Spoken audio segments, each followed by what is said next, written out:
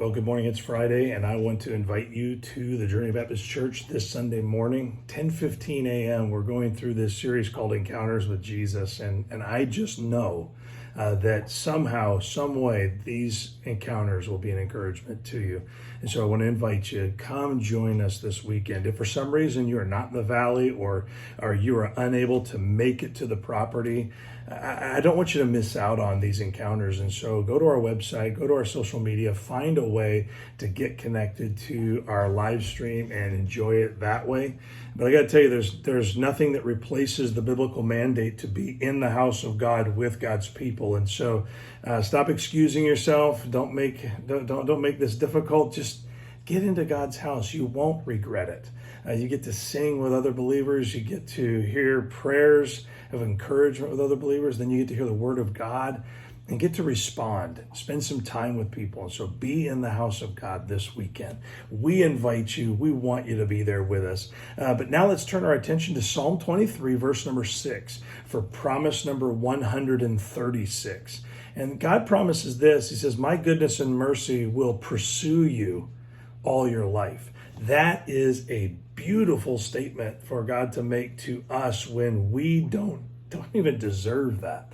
And so let me read just that one verse to you. Psalm 23, I'm going to say some things about it, but listen to this verse. It says, "Surely goodness and mercy shall follow me all the days of my life, and I will dwell in the house of the Lord forever." And so we have this promise that God's goodness and his mercy is going to be in pursuit of us. It's going to be chasing us. It's not going to be leaving us. We already studied that this week that it's not going to be leaving us. It's not going to be forsaking us. And what's really sad is the 23rd Psalm way too often is given place in our lives only at funerals. Oh, as I travel through the valley of the shadow of death. And it makes us think that this is about death, but it really is about life.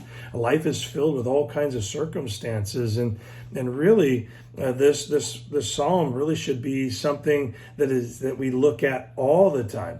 In fact, the last verse tells us that this is a psalm for all of our lives. It's not just for that one kind of dark moment. It's for all of the things that we face. In fact, it displays this psalm displays the kind of faithfulness God has for us.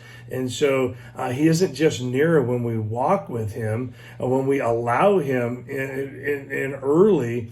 He is present with provision, goodness, mercy, and supply when we do, though. He's near us all the time, but his supply is let out to us when we're faithfully with him.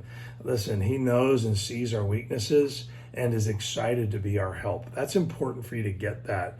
His goodness and his mercy are following us.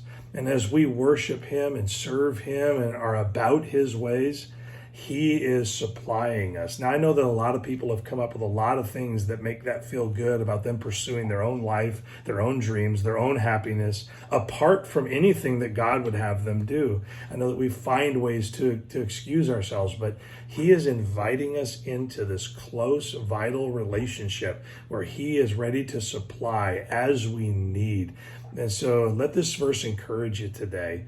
God is ready to pour goodness and mercy into whatever we face as we remain close to him. He lets that out into our lives. The goodness, the mercy, it's following us all the days of our lives as we walk with him. Hope that helps. Looking forward to seeing you this weekend. Have a great Friday and a great start to a wonderful weekend.